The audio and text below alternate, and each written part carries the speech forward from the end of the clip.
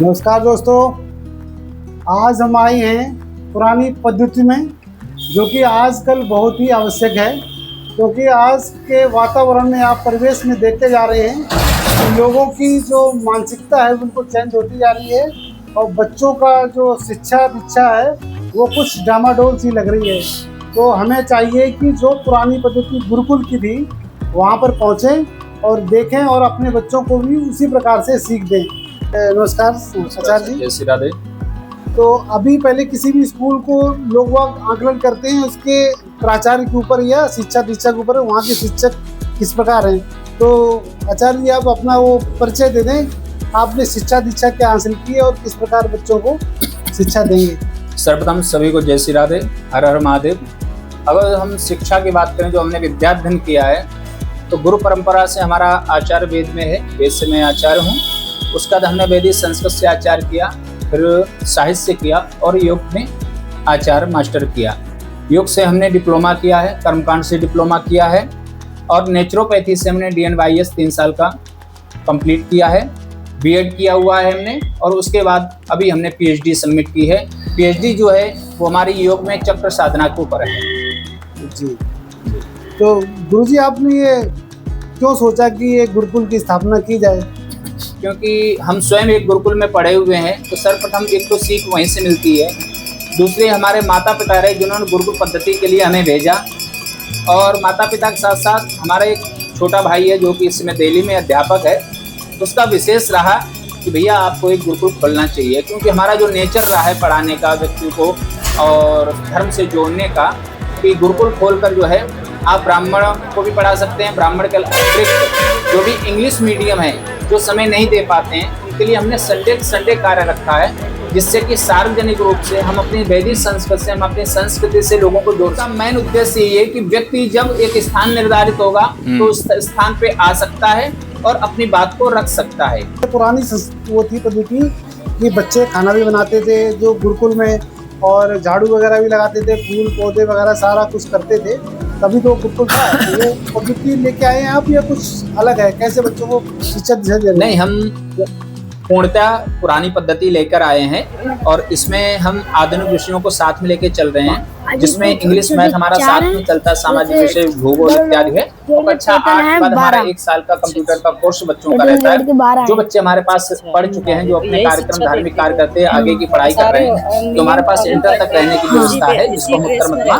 द्वितीय वर्ष कहते हैं। जो बच्चे संपर्क में रहते हैं उनको हम शास्त्रीय आचार्य अपने संपर्क माध्यम से अच्छी यूनिवर्सिटी से करवाते हैं, जहाँ उनको 5 बजे की अभी तो अच्छे से अच्छे किसी प्रोफेसर विद्वान के सानिध्य में उनको विद्या अध्ययन प्राप्त हो सके। तो जो बच्चे हमारे पास नए आते हैं, तो पुराने बच्चे हमारे पास रहते हैं, तो सर्वप्रथम हम भोजन बना रहे हैं, सर्वप्रथम तो हम उन्हें एक प्रवेशिका, हमारे पास कुछ चीजें संकलन की हुई है जिसको हम प्रवेशिका बोलते हैं। वो हमारा 1 साल का कोर्स रहता है। उस 1 साल के कोर्स में हम संस्कृत, संध्या वंदन, मम्मी पापा करते हैं, ब्रह्म को कहलाता है, उसमें चारों वेदों के मंत्र हैं, पुराणों के मंत्र हैं, स्मृतियों के मंत्र हैं, छंद के मंत्र हैं, नृत्य के मंत्र हैं, उन सबका पाठ नित्य होता है। उसको ब्रह्म यज्ञ कहते हैं। हवन कैसे करना है, संध्या कैसे करनी है, पूजा पे कैसे बैठना है, योगासन कैसे करना है, 1 साल तक हमें ये चीजें सिखाते हैं। धीरे धीरे बच्चे जो हैं, जो न्यूनतम बच्चे रहते हैं छोटे छोटे, उनको झाड़ू कैसे लगाना है अपने कप, क्योंकि घर से जब बच्चे आते हैं, बहुत बच्चे ऐसे होते हैं जिनको सही अपना अंडरवेयर धुलना नहीं आता है, तो उनको अंडरवेयर कैसे धुलना है, अपने कपड़े कैसे धुलने हैं, कोई गंदा कपड़ा तो उसको कितनी देर में भिगोना है, क्या क्या उसमें डालना है, अपने शरीर की शुद्धि कैसे करनी। तो हमारे 9 मल द्वार हैं, तो उनको इससे में बच्चों को हम बताते हैं कि आप सर्वप्रथम सुबह प्रातः कालीन उठिए तो आपको करावलोकन करना है, पृथ्वी को प्रणाम करना है, गुरु को प्रणाम करना है, पानी गर्म पीना है, गर्म पानी जो है आपको बैठ के पीना है, बैठ के पीते समय आपको सिप सिप धीरे धीरे पीना है, जैसे चाय पीते हैं इस तरीके से उखरू बैठ के, कागा आसन में कौवे जैसे। उसके जब वो फ्रेश होने जाते हैं तब उनको बताते हैं कि सर्वप्रथम फ्रेश होते हैं तो आपको सीधा अवदस्त नहीं लेना, शौच नहीं करनी, सर्वप्रथम आप अपने लिंग को साफ करिए, उसके बाद जो है आप अपनी गुही को साफ करिए। फिर जब आप हाथ धुलने जाते हैं तो सर्वप्रथम आप पहले बाएं हाथ को धुलिए जल से, फिर आप जो है मिट्टी, जैसे साबुन आजकल ज़्यादा चल रहा है, जब बाहर होते हैं तो मिट्टी का प्रयोग करते हैं, तो बाएं हाथ को आप कम से कम 3 बार धुलिए। धुलने के बाद फिर आप दोनों हाथों को कम से कम 2 बार अच्छे से रगड़ कर धुलिए। धुलने के बाद फिर जो है 8 कुल्ला करिए, बात लवशंका जाने के बाद 4 कुल्ला, लेटिन दीर्घ संख्या जाने के बाद 8 कुल्ला और भोजन के बाद 16 कुल्ला। भोजन के बाद इसलिए 16 कुल्ले का प्रावधान रखा गया क्योंकि सर्वाधिक हमारे दांतों में जो खाद्य पदार्थ है उसके कण रह जाते हैं, तो ना रह जाए इसलिए 16वां कुल्ला विशेष रूप से बतलाया गया। तो ऐसे करके उनको दांत साफ करना है, अपने आंख का मल छुटाना है, अपना कान साफ करना। तो स्नान करते करते अब आप समझिए गुही का हो गया, मूत्र द्वार का सफाई हो गई, नाभि की हो गई, आंख की हो गई, कान की हो गई, मतलब 9 द्वारों में 5 से 6 द्वारों की सफाई तो नहाते नहाते तक उनकी हो जाती है। उसके बाद जो है नासिका का है अच्छे से साफ करना, ये भी मलद्वार में आती है।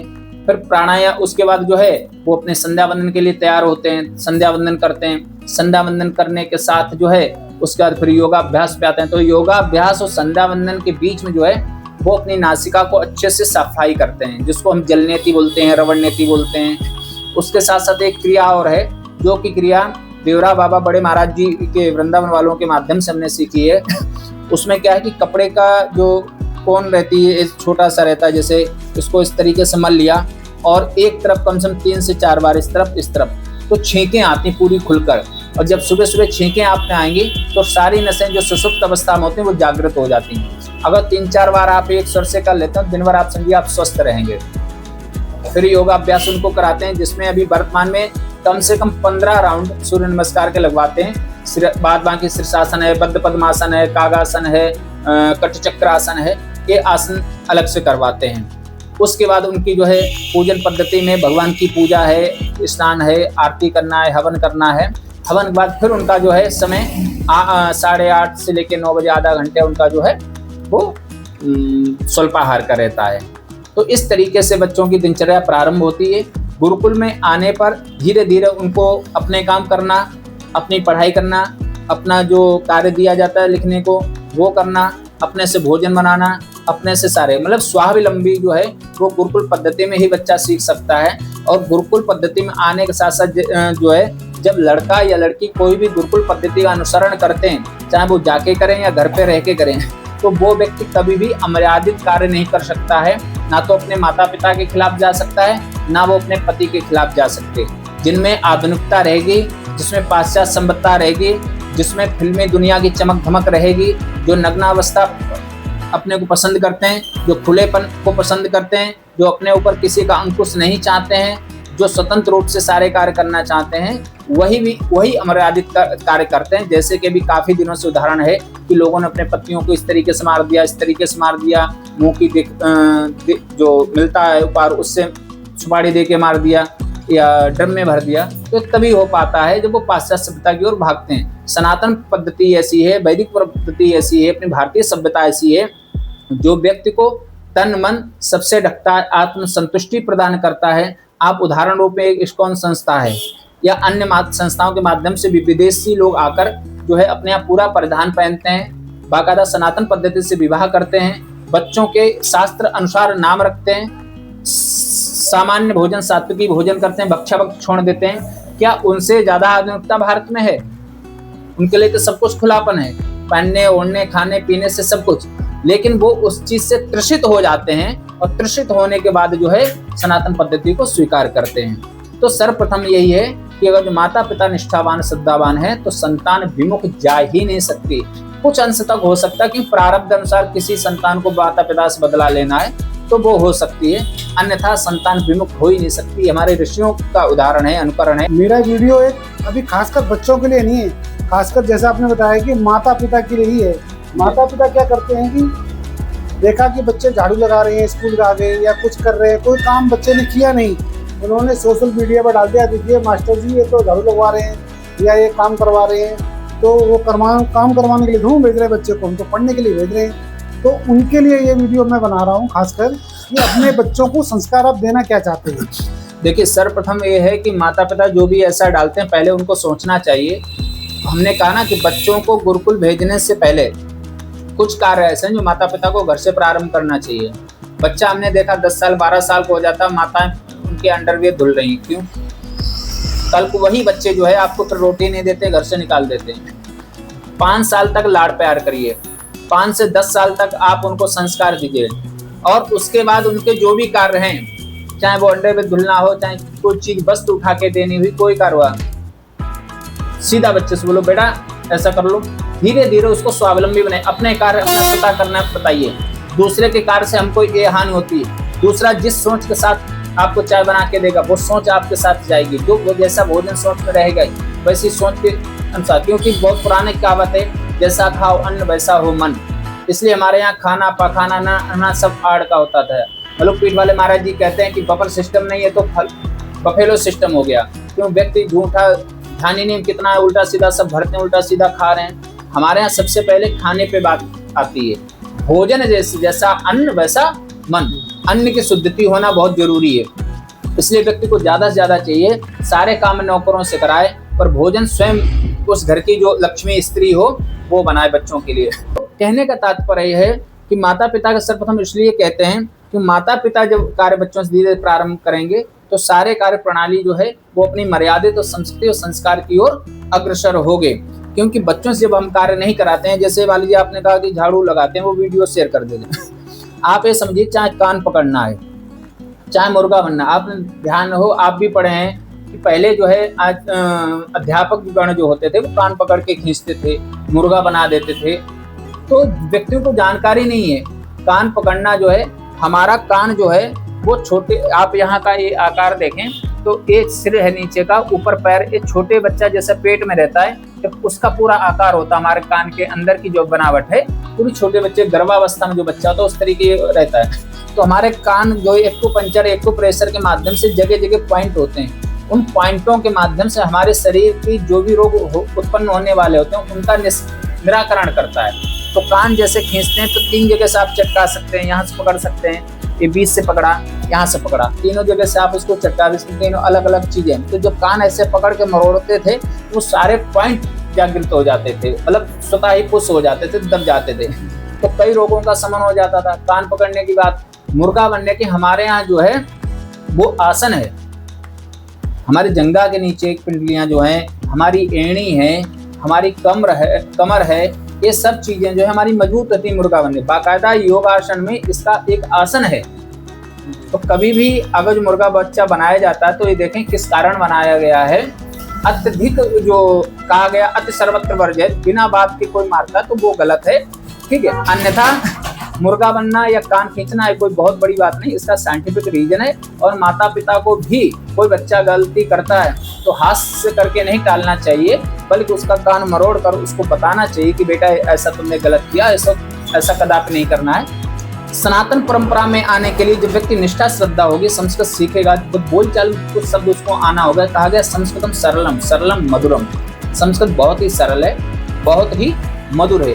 क्योंकि वेद जो है, वेद का अर्थ ही ज्ञान है। जो वेद की ओर बढ़ेगा वो ज्ञान की ओर स्वतः ही बढ़ जाएगा।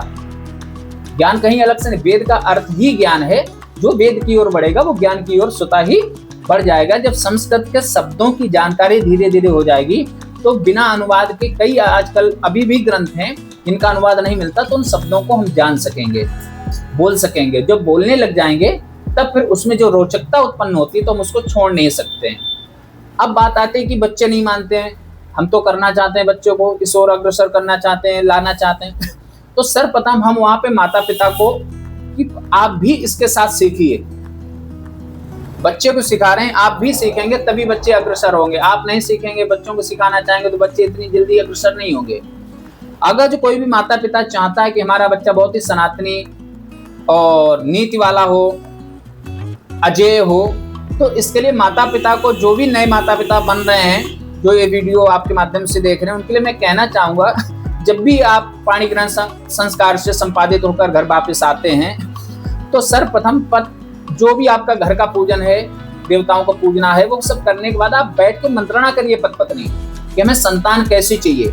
और जब आप गर्भधारण करें, माताएं पुरुष गर्भधारण कराएं, उस समय दोनों की मानसिकता उन्हीं विचारों पर होनी चाहिए कि हमें ऐसी संतान मिलनी चाहिए।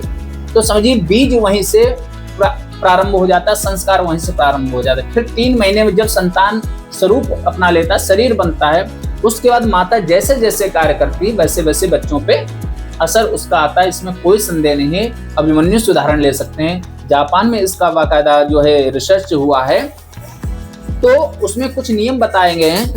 1-2 मैं चीजें कहना चाहूंगा गर्भावस्था के समय माताओं को एक टाइम भोजन लेना चाहिए, झूठ नहीं बोलना चाहिए, अच्छे ग्रंथों का जो है अध्ययन करना चाहिए, बड़े बुजुर्गों का सम्मान करना चाहिए। और जितना अच्छे अच्छे ग्रंथों का, चाहे विदुर नीति है, विवेकानंद जी की जीवनी पढ़ लीजिए, ठीक है, चाहे चाणक्य नीति है, नीति संग्रह है, रामायण है, ऐसे ग्रंथ जो पढ़ेंगे तो उनका अनुकरण स्वतः उस बच्चे पे आएगा। तो संस्कार की कमी है, तो आप बच्चों को अपने इंग्लिश स्कूल में पढ़ाइए, लेकिन कम से कम साल में एक बार जो 15 दिन का हॉलीडे आप रखते हो, 1 महीने का है, 1 महीने में से 15 दिन आपके पास या आप जैसी कोई भी संस्था है जहाँ पे संस्कार या संस्कृति के बारे में बताया जाए, वहाँ आ सकते हैं। आपको हम बताना चाहेंगे, जैसे हमने कहा कि हमने एक स्थान निर्धारित किया है कि आपको सीखने के लिए कहीं कोई जगह नहीं जिससे कि व्यक्ति कहता हम जाएं तो कहाँ जानकारी करने के लिए, तो उसके लिए हमने एक स्थान निर्धारित किया।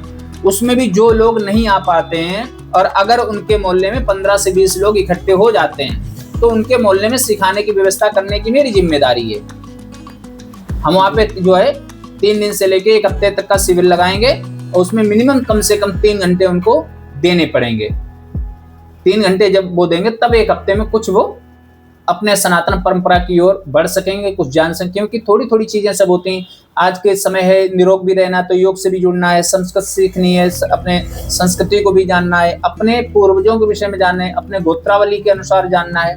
तो सारी चीजें जानने के लिए मिनिमम कम से कम वो 2.5 से 3 घंटे जब दें तब हम 3 दिन से जो है 1 हफ्ते तक का शिविर रख सकते हैं।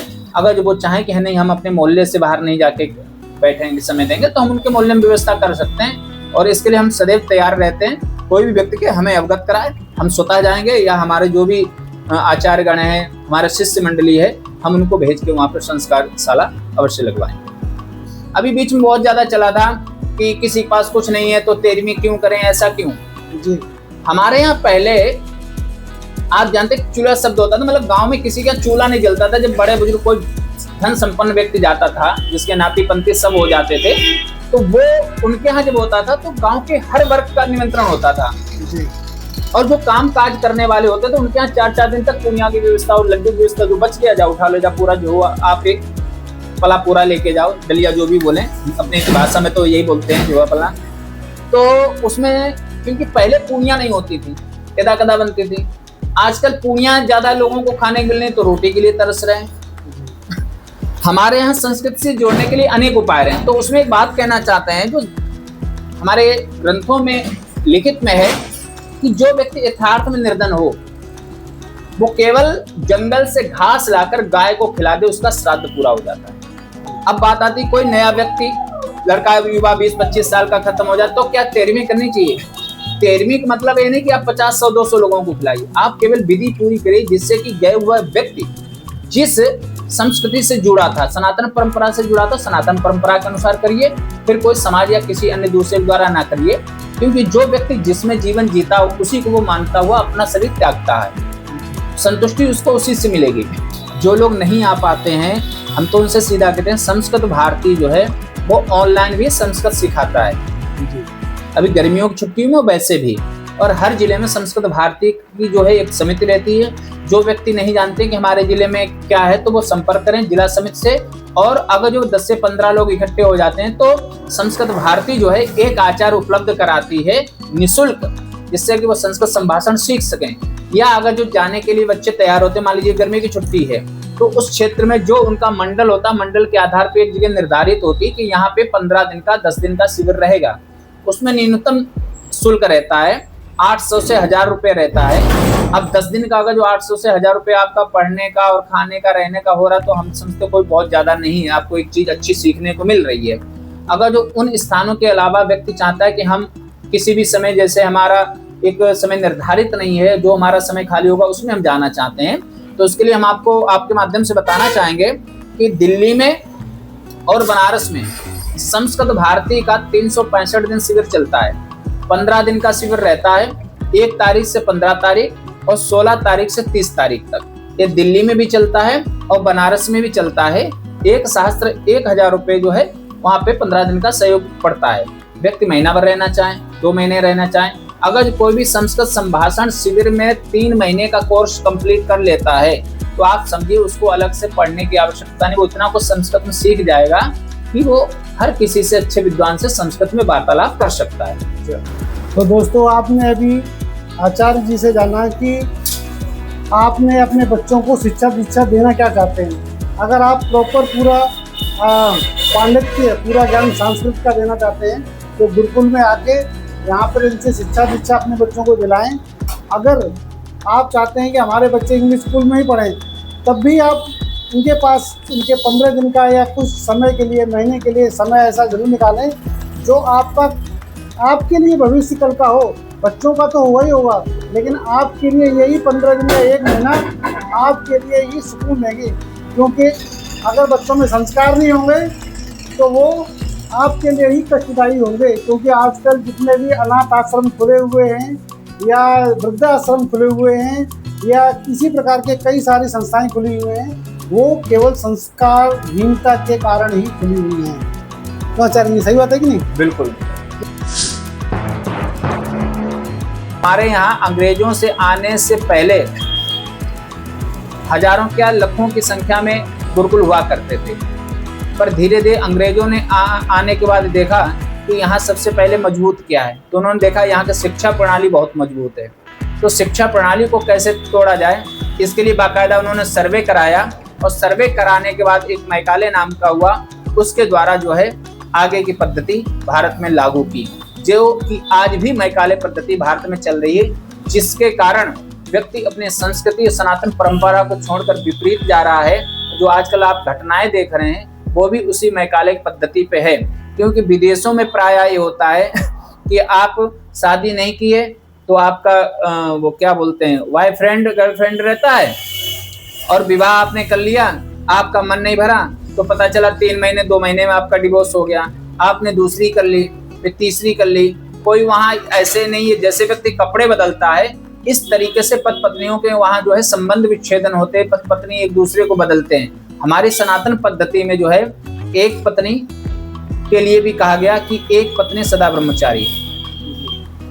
तो हमारे यहाँ तो जो है 7 जन्म के लिए कहा गया है, जीवन भर का साथ कहा गया है। तो सनातन पद्धति का जो अनुकरण है वो व्यक्ति का विच्छेदन ना करके व्यक्ति को जोड़ने का कार्य करती है, और भारी बीमारी, हानि, लाभ सब पति पत्नियां उठाते हैं। ये आप स्वतः अपने जीवन से जानते हैं, क्योंकि आप आर्मी में रहे हैं। तो आपकी पत्नी रही घर पे, बच्चों को कैसे संभाला उन्होंने, अपना गृहस्थ जीवन भी संभाला, आप आए आपका भी सम्मान किया, बच्चों का भी भरण पोषण किया। तो एक सनातनी जो है पतिव्रता नारी का ये दायित्व बनता है, ध्येय रहता है कि वो बच्चों से और पति से कभी विमुख ना जाए। जो पाश्चात्य सभ्यता में जीते हैं, जैसे कपड़े बदलने वाला कार्य होता है उस तरीके से देखते हैं, उनका नजरिया होता है, वही लोग अमर्यादित कार्य करते हैं। वही जो है आजकल जो आप देख रहे हैं कि पतियों को मार देती हैं, इस तरीके निकृष्ट कार्य वो कर रहे हैं। संस्कृति बहुत ही जरूरी है और शिक्षा दीक्षा बहुत जरूरी है बच्चों को इस प्रकार की, जो अपने सनातन की तरफ जाएं। वही बच्चे आपको स्वस्थ रखेंगे, आपको ठीक रखेंगे। नहीं तो आप कल को फिर वृद्धाश्रम की तरफ आपको नहीं करना पड़ेगा। तो आप लोग आइए और यहाँ पर एक बार विजिट जरूर करके जाइए। ये गुरुकुल है आपका, यहाँ पे पंचाल घाट फरुखाबाद में है, वहाँ से मछली रोड के लिए आएगा, मेन रोड पर गुरुकुल है। तो यहाँ पर विजिट करके आइए और देखिए आचार्य जी कैसे इनको शिक्षा दीक्षा दे रहे हैं। इसी के साथ नमस्कार दोस्तों। जय श्री राधे, हर हर महादेव।